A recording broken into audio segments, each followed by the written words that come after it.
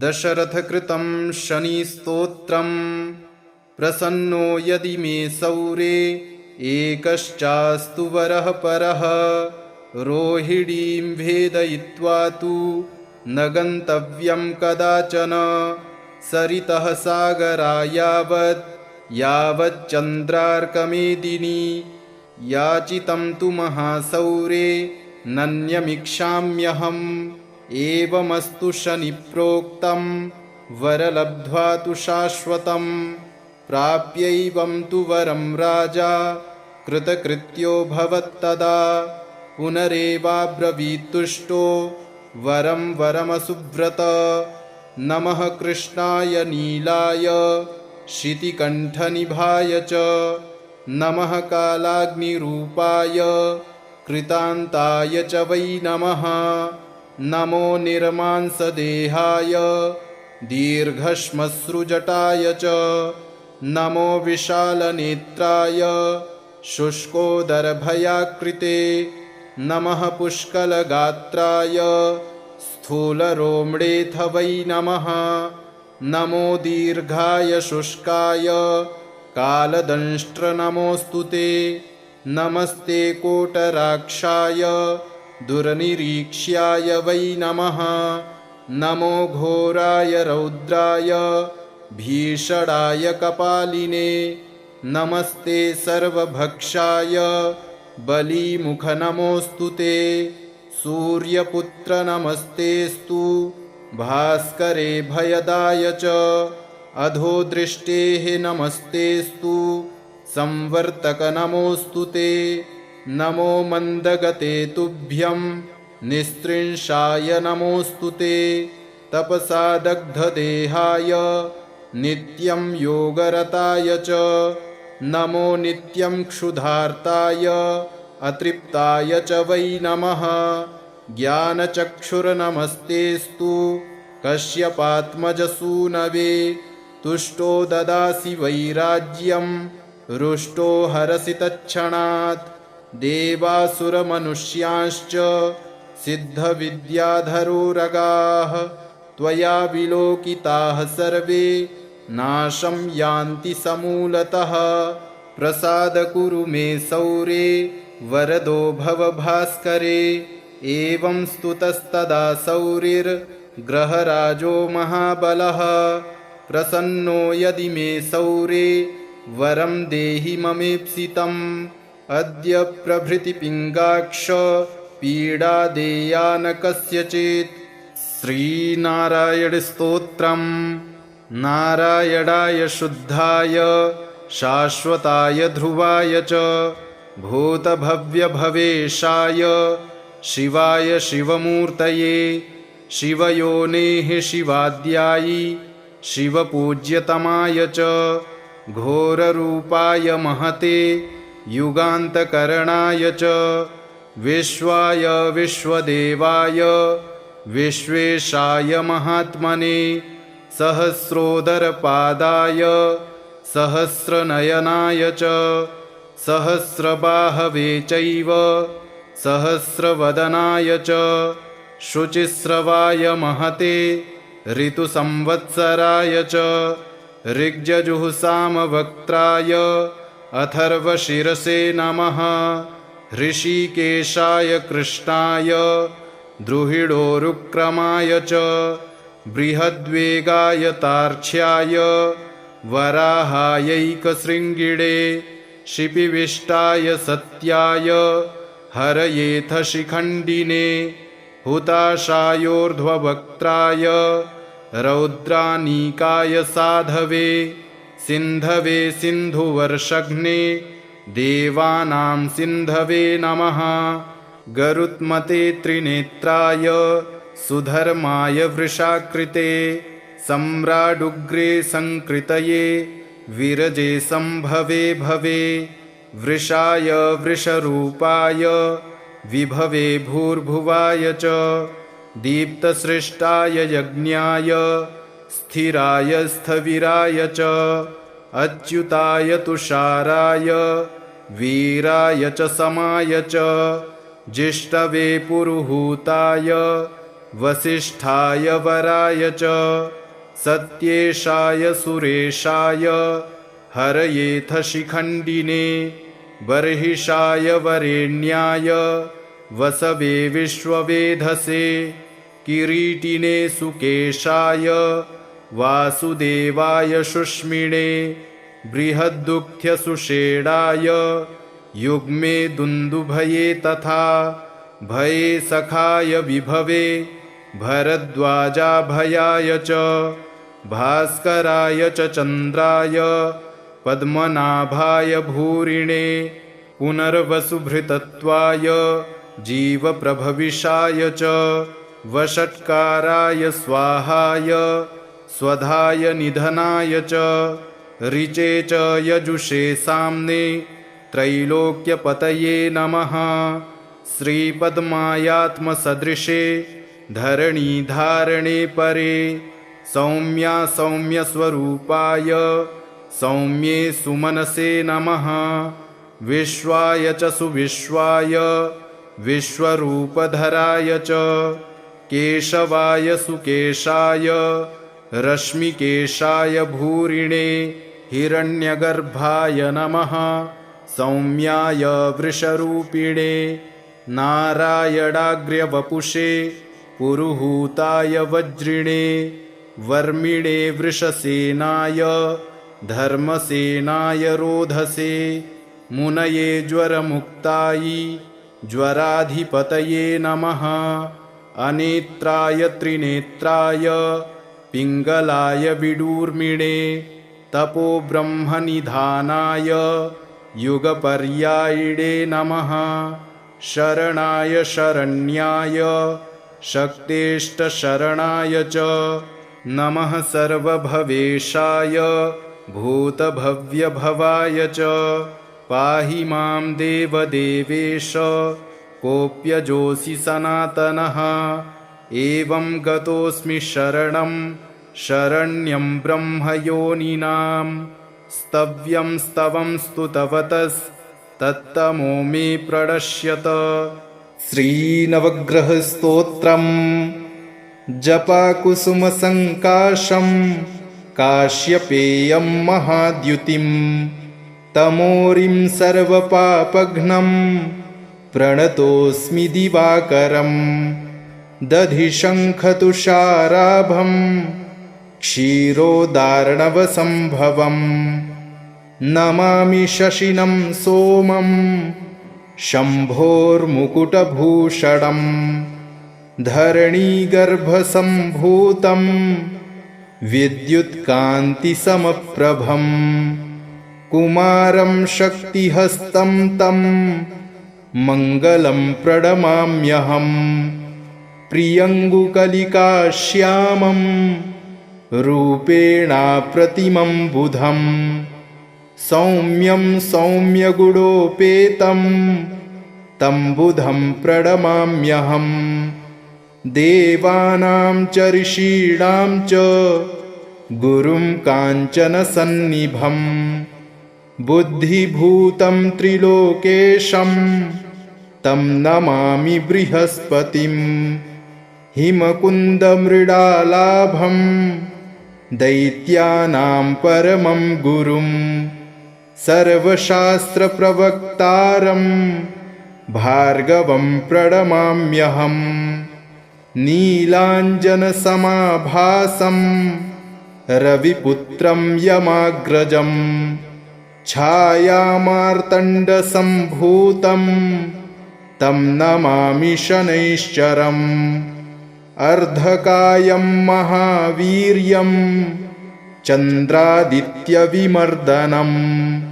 सिंहिकागर्भसम्भूतं तं राहुं प्रणमाम्यहम्। पलाशपुष्पसङ्काशं तारकाग्रहमस्तकं रौद्रं रौद्रात्मकं घोरं तं केतुं प्रणमाम्यहम्। इति व्यासमुखोद्गीतं यः पठेत् सुसमाहितः दिवा वा यदि वा रात्रौ विघ्नशान्तिर्भविष्यति। नरनारीनृपाणां च भवेद्दुःस्वप्ननाशनम्। ऐश्वर्यमतुलं तेषामारोग्यं पुष्टिवर्धनम्। ग्रहनक्षत्रजाः पीडास्तस्कराग्निसमुद्भवाः ताः सर्वाः प्रशमं यान्ति व्यासो ब्रूते न संशयः। प्रसन्नो यदि मे सौरे एकश्चास्तु वरः परः रोहिणीं भेदयित्वा तु न गन्तव्यं कदाचन। सरितः सागरा यावच्चन्द्रार्कमेदिनी याचितं तु महासौरे नन्यमिक्षाम्यहम्। एवमस्तु शनिप्रोक्तं वरलब्ध्वा तु शाश्वतं। प्राप्यैवं तु वरं राजा कृतकृत्यो भवत्तदा। पुनरेवाब्रवीत्तुष्टो वरं वरमसुव्रत। नमः कृष्णाय नीलाय शितिकण्ठनिभाय च। नमः कालाग्निरूपाय कृतान्ताय च वै नमः। नमो निर्मांसदेहाय दीर्घश्मश्रुजटाय च। नमो विशालनेत्राय शुष्कोदरभयाकृते। नमः पुष्कलगात्राय स्थूलरोम्डेऽथ वै नमः। नमो दीर्घाय शुष्काय कालदंष्ट्र नमोऽस्तु ते। नमस्ते कोटराक्षाय दुर्निरीक्ष्याय वै नमः। नमो घोराय रौद्राय भीषणाय कपालिने। नमस्ते सर्वभक्षाय बलीमुख नमोऽस्तु ते। सूर्यपुत्र नमस्तेस्तु भास्करे भयदाय च। अधोदृष्टेः नमस्तेस्तु संवर्तक नमोऽस्तु ते। नमो मन्दगते तुभ्यं निस्त्रिंशाय नमोऽस्तु ते। तपसा दग्धदेहाय नित्यं योगरताय च। नमो नित्यं क्षुधार्ताय अतृप्ताय च वै नमः। ज्ञानचक्षुर्नमस्तेस्तु कश्यपात्मजसूनवे। तुष्टो ददासि वैराज्यं रुष्टो हरसि तत्क्षणात्। देवासुरमनुष्यांश्च सिद्धविद्याधरोरगाः त्वया विलोकिताः सर्वे नाशं यान्ति समूलतः। प्रसाद कुरु मे सौरे वरदो भव भास्करे। एवं स्तुतस्तदा सौरिर्ग्रहराजो महाबलः। प्रसन्नो यदि मे सौरे वरं देहि ममेप्सितम्। अद्य प्रभृति पिङ्गाक्ष पीडा देया न कस्यचित्। नारायणाय शुद्धाय शाश्वताय ध्रुवाय च भूतभव्यभवेशाय शिवाय शिवमूर्तये। शिवयोनेः शिवाद्यायि शिवपूज्यतमाय च घोररूपाय महते युगान्तकरणाय च विश्वाय विश्वदेवाय विश्वेशाय महात्मने सहस्रोदरपादाय सहस्रनयनाय च सहस्रबाहवे चैव सहस्रवदनाय च शुचिस्रवाय महते ऋतुसंवत्सराय च ऋग्यजुःसामवक्त्राय अथर्वशिरसे नमः। ऋषिकेशाय कृष्णाय द्रुहिडोरुक्रमाय च बृहद्वेगाय तार्क्ष्याय वराहायैकशृङ्गिणे शिपिविष्टाय सत्याय हरयेथ शिखण्डिने हुताशायोर्ध्ववक्त्राय रौद्रानीकाय साधवे सिन्धवे सिन्धुवर्षघ्ने देवानां सिन्धवे नमः। गरुत्मते त्रिनेत्राय सुधर्माय वृषाकृते सम्राडुग्रे संकृतये विरजे संभवे भवे वृषाय वृषरूपाय विभवे भूर्भुवाय च दीप्तसृष्टाय यज्ञाय स्थिराय स्थविराय च अच्युताय तुषाराय वीराय च समाय च जिष्टवे पुरुहूताय वसिष्ठाय वराय च सत्येशाय सुरेशाय हरयेथ शिखण्डिने बर्हिषाय वरेण्याय वसवे विश्ववेधसे किरीटिने सुकेशाय वासुदेवाय शुष्मिणे बृहद्दुःख्यसुषेणाय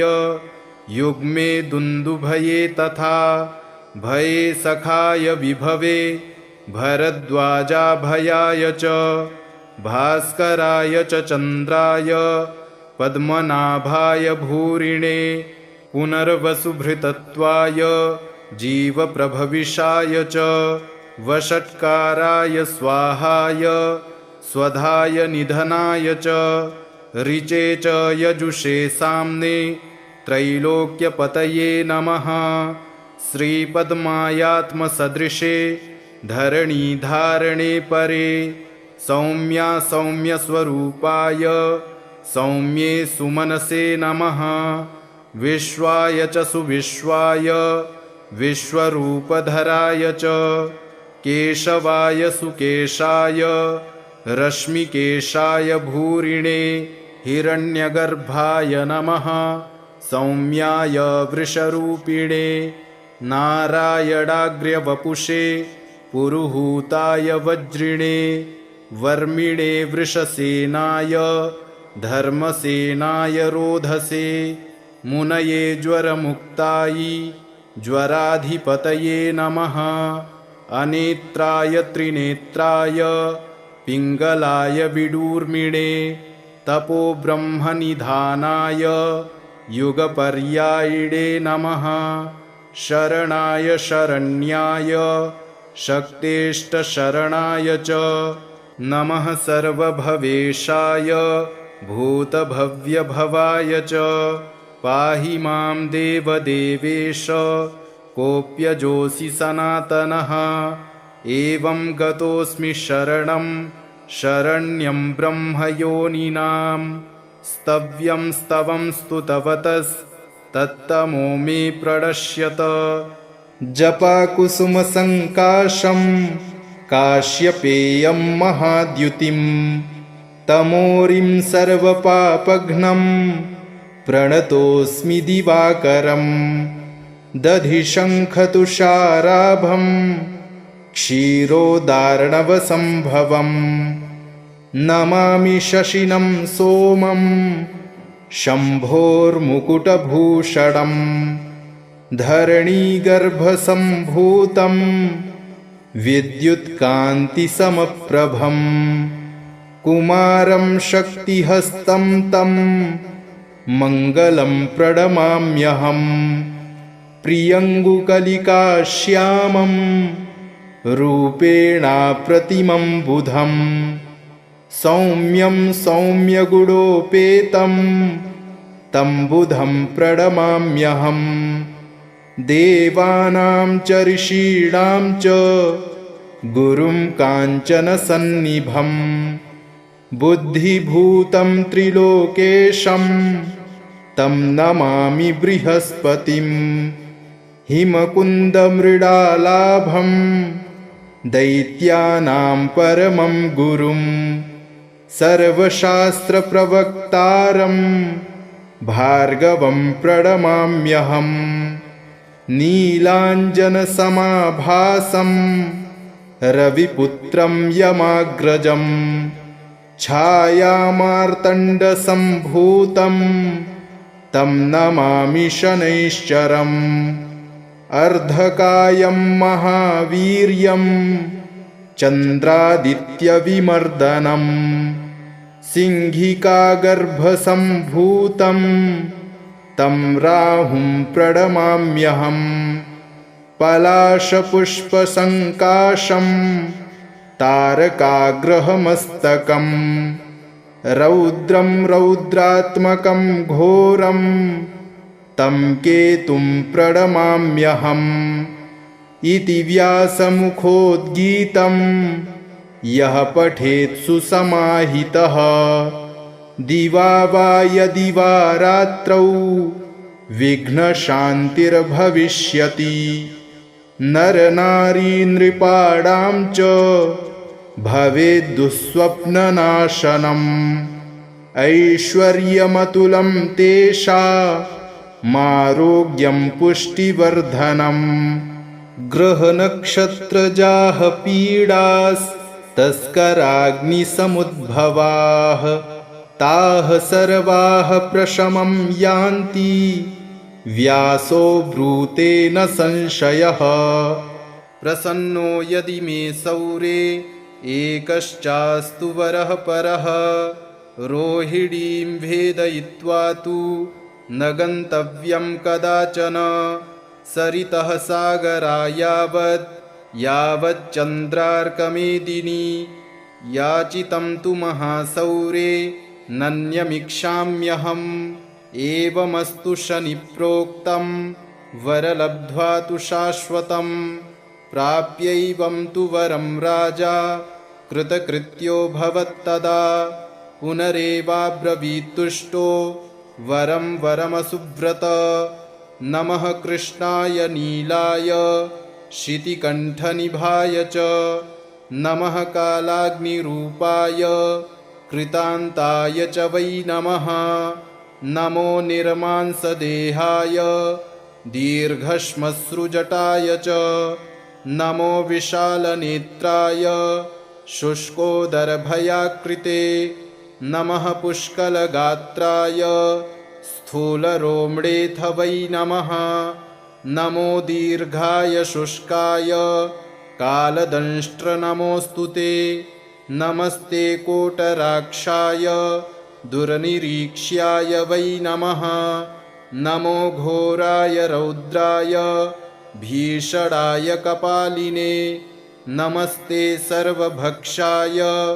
बलीमुख नमोऽस्तु ते सूर्यपुत्र नमस्तेस्तु भास्करे भयदाय च अधोदृष्टेः नमस्तेस्तु संवर्तक नमोऽस्तु ते नमो मन्दगते तुभ्यं निस्त्रिंशाय नमोऽस्तु ते तपसा दग्धदेहाय नित्यं योगरताय च नमो नित्यं क्षुधार्ताय अतृप्ताय च वै नमः ज्ञानचक्षुर्नमस्तेस्तु कश्यपात्मजसूनवे तुष्टो ददासि वैराज्यं रुष्टो हरसि तत्क्षणात् देवासुरमनुष्यांश्च सिद्धविद्याधरोरगाः त्वया विलोकिताः सर्वे नाशं यान्ति समूलतः प्रसाद कुरु मे सौरे वरदो भव भास्करे एवं स्तुतस्तदा सौरिर्ग्रहराजो महाबलः प्रसन्नो यदि मे सौरे वरं देहि ममेप्सितम् अद्य प्रभृति पिङ्गाक्ष पीडा देया न कस्यचित् नारायणाय शुद्धाय शाश्वताय ध्रुवाय च भूतभव्यभवेशाय शिवाय शिवमूर्तये शिवयोनेः शिवाद्यायि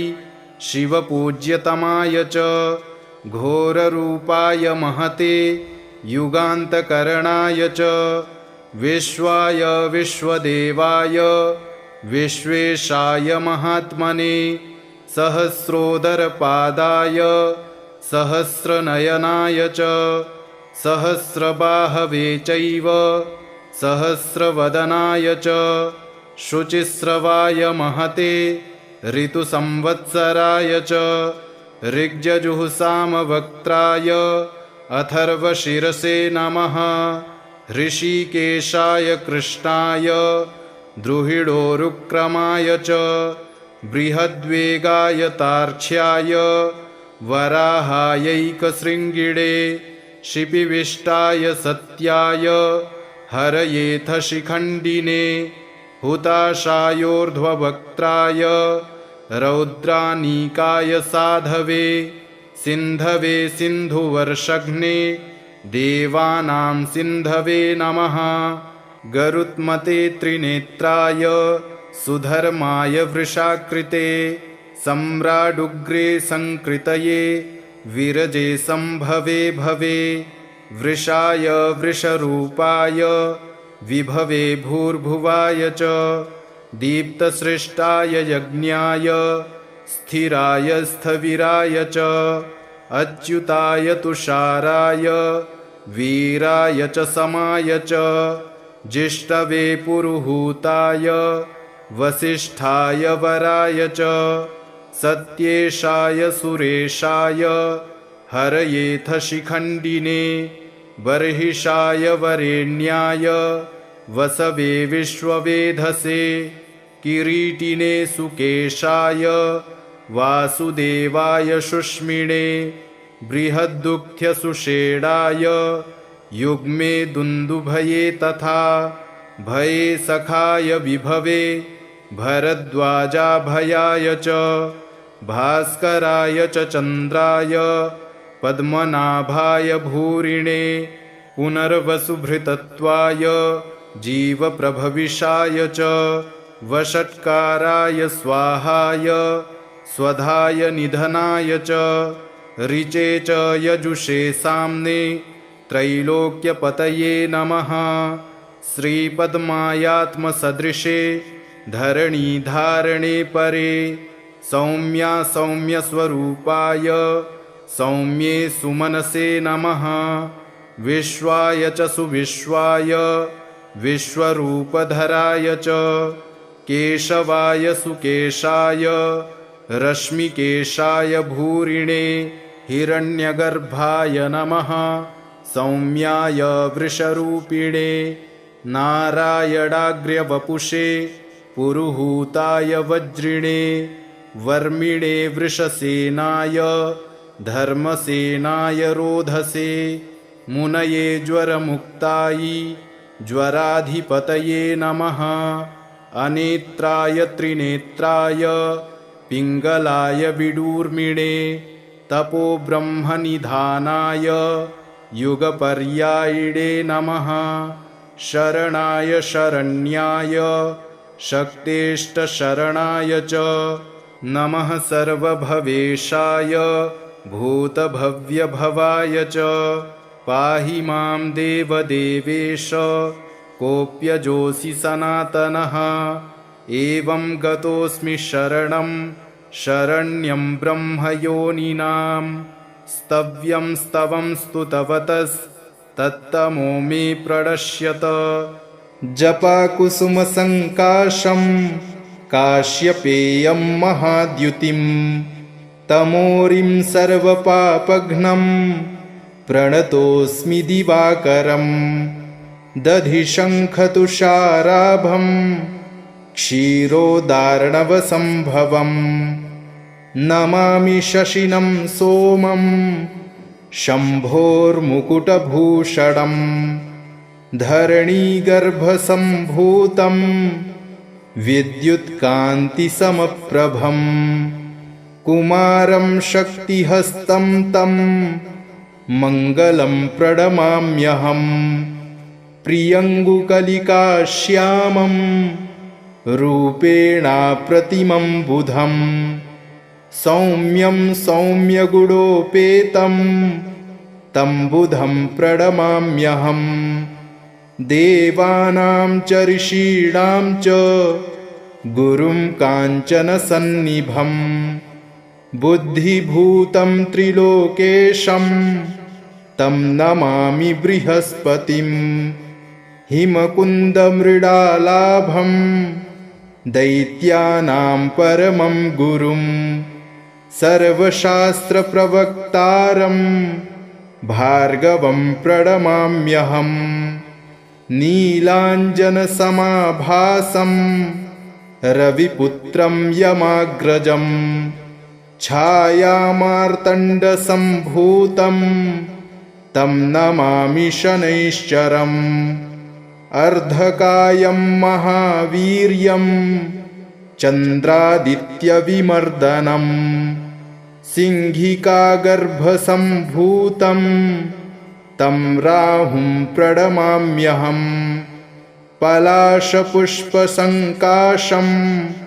तारकाग्रहमस्तकम् रौद्रं रौद्रात्मकं घोरं तं केतुं प्रणमाम्यहम् इति व्यासमुखोद्गीतं यः पठेत् सुसमाहितः दिवा वा यदि वा रात्रौ विघ्नशान्तिर्भविष्यति नरनारी नृपाणां च भवेद्दुःस्वप्ननाशनम् ऐश्वर्यमतुलं तेषामारोग्यं पुष्टिवर्धनम् ग्रहनक्षत्रजाः पीडास्तस्कराग्निसमुद्भवाः ताः सर्वाः प्रशमं यान्ति व्यासो ब्रूते न संशयः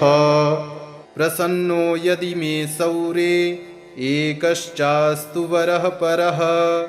रोहिणीं भेदयित्वा तु न गन्तव्यं कदाचन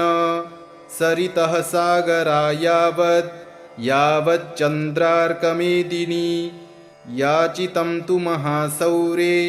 नन्यमिक्षाम्यहम् एवमस्तु शनिप्रोक्तं वरलब्ध्वा तु शाश्वतं प्राप्यैवं तु वरं राजा कृतकृत्यो भवत्तदा पुनरेवाब्रवीत्तुष्टो वरं वरमसुव्रत नमः कृष्णाय नीलाय शितिकण्ठनिभाय च नमः कालाग्निरूपाय कृतान्ताय च वै नमः नमो निर्मांसदेहाय दीर्घश्मश्रुजटाय च नमो विशालनेत्राय शुष्कोदरभयाकृते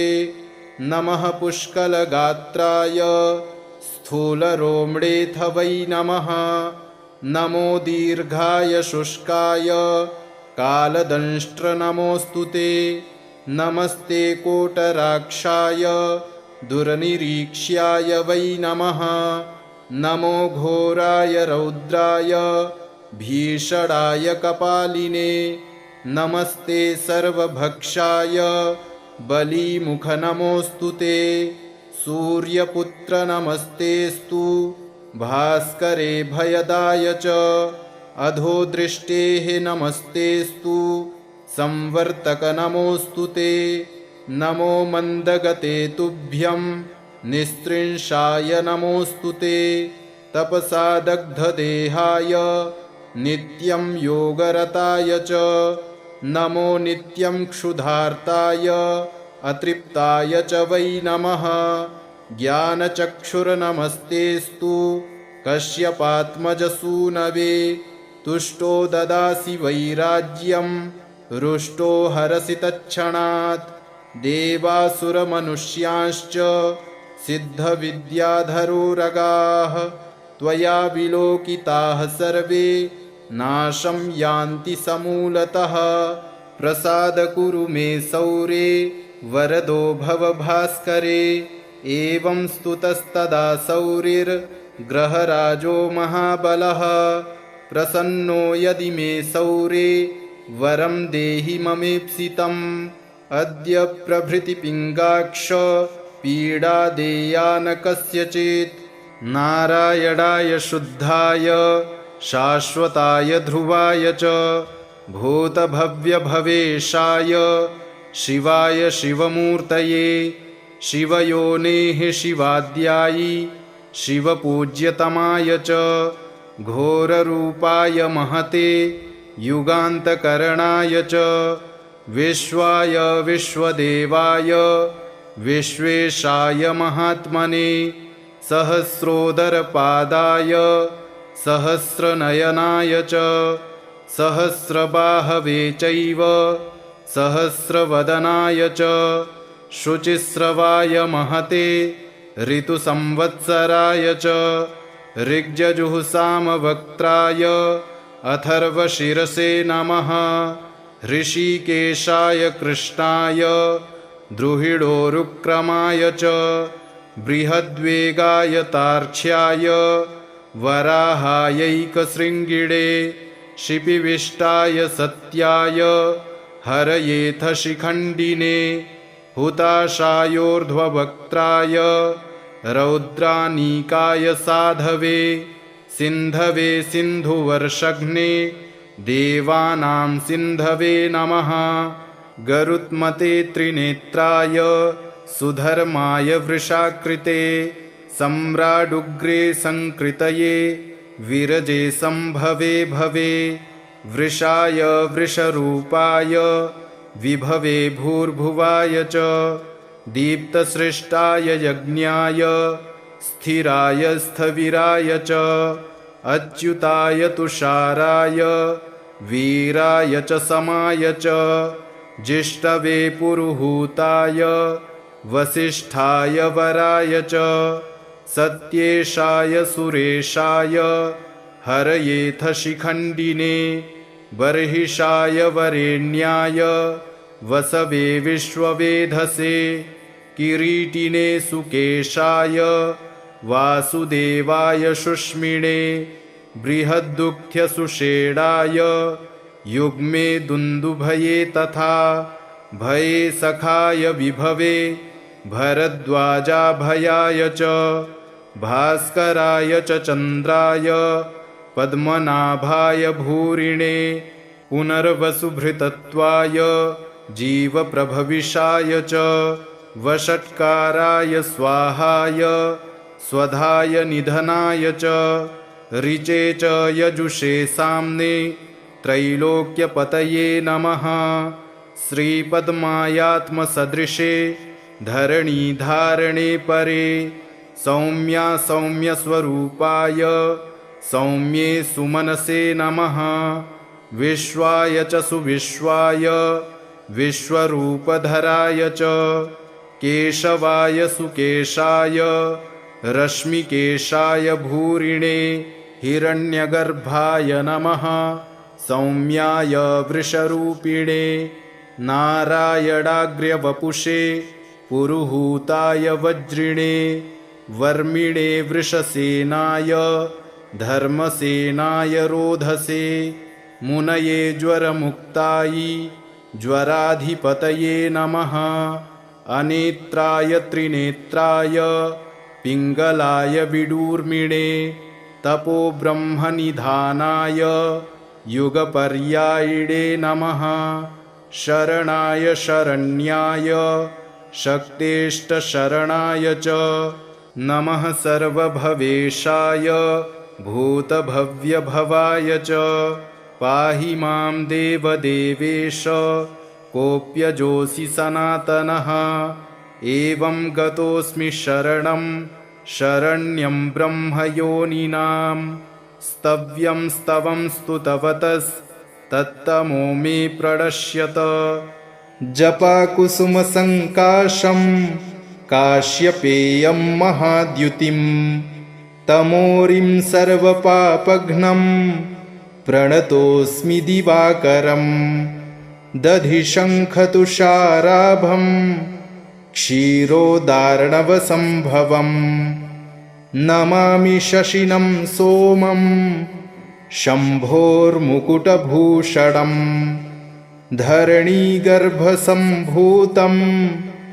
विद्युत्कान्तिसमप्रभं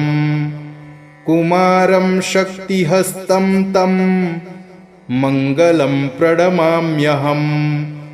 प्रियङ्गुकलिकाश्यामं रूपेणाप्रतिमं बुधं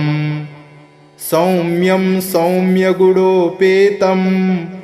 तं बुधं प्रणमाम्यहं देवानां च ऋषीणां च गुरुं काञ्चनसन्निभं बुद्धिभूतं त्रिलोकेशं तं नमामि बृहस्पतिं हिमकुन्दमृडालाभं दैत्यानां परमं गुरुं सर्वशास्त्रप्रवक्तारं भार्गवं प्रणमाम्यहम् नीलाञ्जनसमाभासं रविपुत्रं यमाग्रजं छायामार्तण्डसम्भूतं तं नमामि शनैश्चरम् अर्धकायं महावीर्यं चन्द्रादित्यविमर्दनम् सिंहिकागर्भसम्भूतं तं राहुं प्रणमाम्यहम् पलाशपुष्पसङ्काशं तारकाग्रहमस्तकं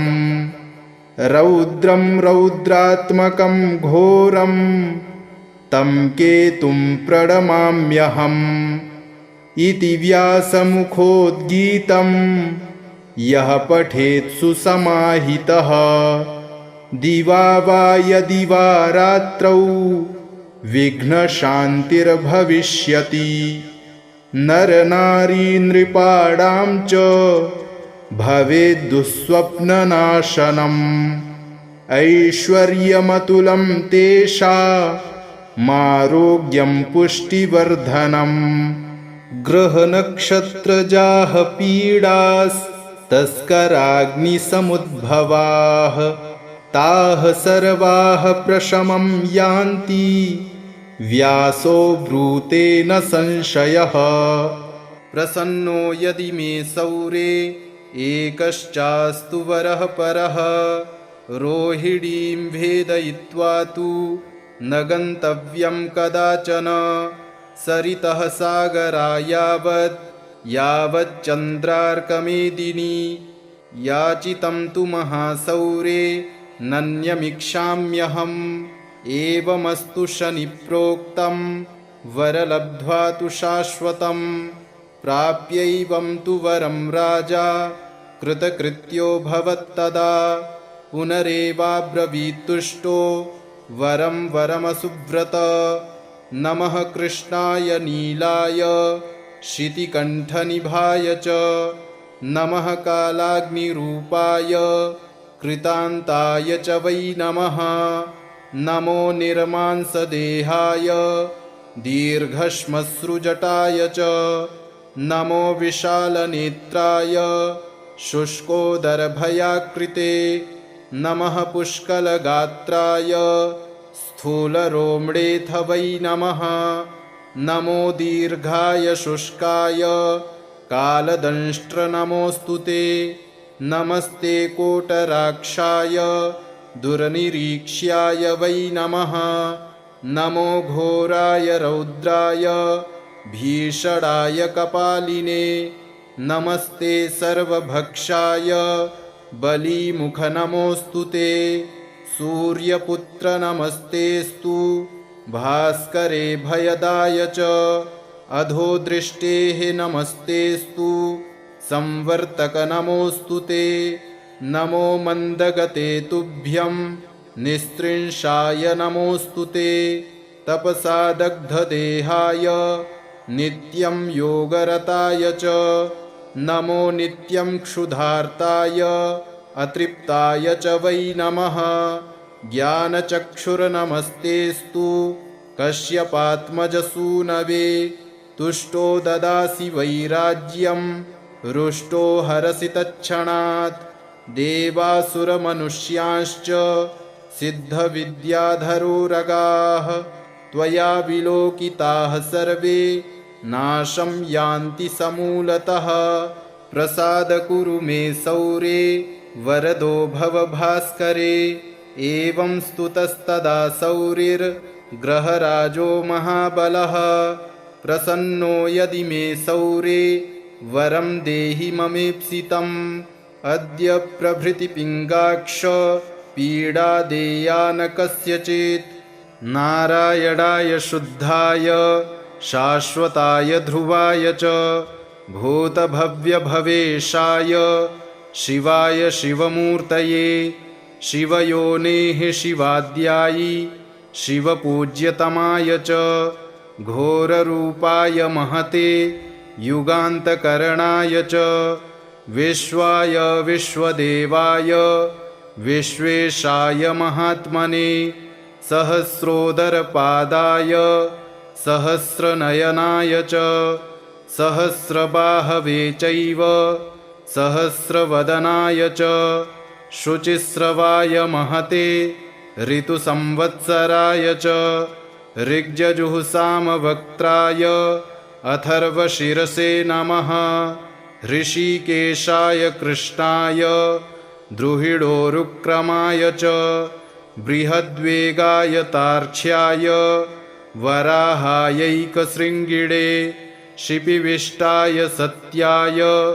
हरयेथ शिखण्डिने हुताशायोर्ध्ववक्त्राय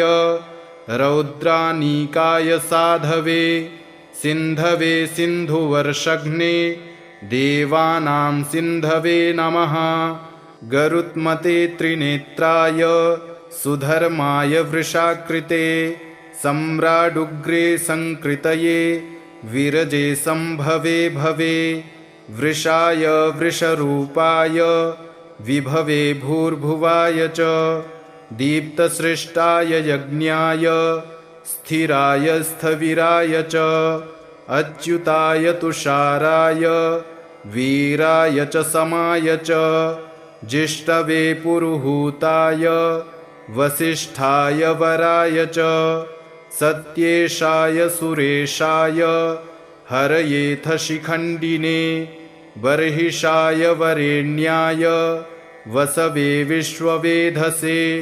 किरीटिने सुकेशाय वासुदेवाय शुष्मिणे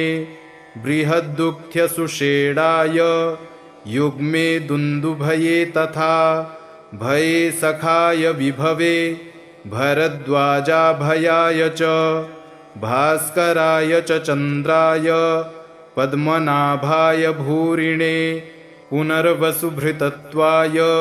जीवप्रभविषाय च वषट्काराय स्वाहाय स्वधाय निधनाय च ऋचे च यजुषे साम्ने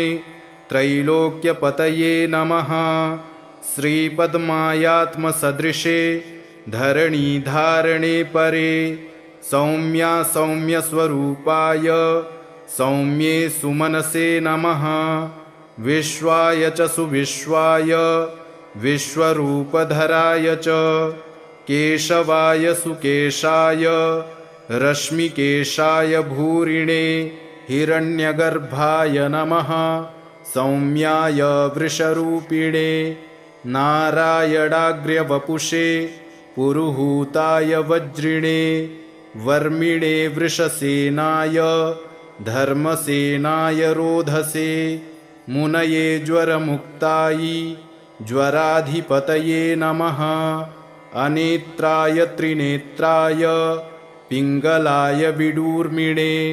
तपोब्रह्मनिधानाय युगपर्यायिणे नमः। शरणाय शरण्याय शक्तेष्टशरणाय च नमः। सर्वभवेशाय भूतभव्यभवाय च पाहि मां देवदेवेश कोऽप्यजोऽसि सनातनः। एवं गतोऽस्मि शरणं शरण्यं ब्रह्मयोनिनां स्तव्यं स्तवं स्तुतवतस्तत्तमो मे प्रणश्यत। जपाकुसुमसङ्काशं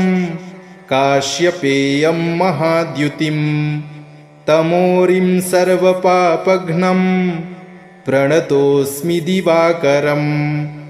दधिशङ्खतुषाराभं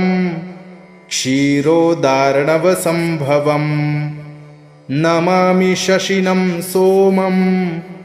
शम्भोर्मुकुटभूषणं। धरणीगर्भसम्भूतं विद्युत्कान्तिसमप्रभं कुमारं शक्तिहस्तं तं मङ्गलं प्रणमाम्यहम्। प्रियङ्गुकलिकाश्यामं रूपेणाप्रतिमं बुधं सौम्यं सौम्यगुणोपेतं तं बुधं प्रणमाम्यहम्। देवानां च ऋषीणां च गुरुं काञ्चनसन्निभं बुद्धिभूतं त्रिलोकेशं तं नमामि बृहस्पतिं हिमकुन्दमृडालाभं दैत्यानां परमं गुरुं सर्वशास्त्रप्रवक्तारं भार्गवं प्रणमाम्यहं नीलाञ्जनसमाभासं रविपुत्रं यमाग्रजं छायामार्तण्डसम्भूतं तं नमामि शनैश्चरम् अर्धकायं महावीर्यं चन्द्रादित्यविमर्दनं सिंहिकागर्भसम्भूतं तं राहुं प्रणमाम्यहं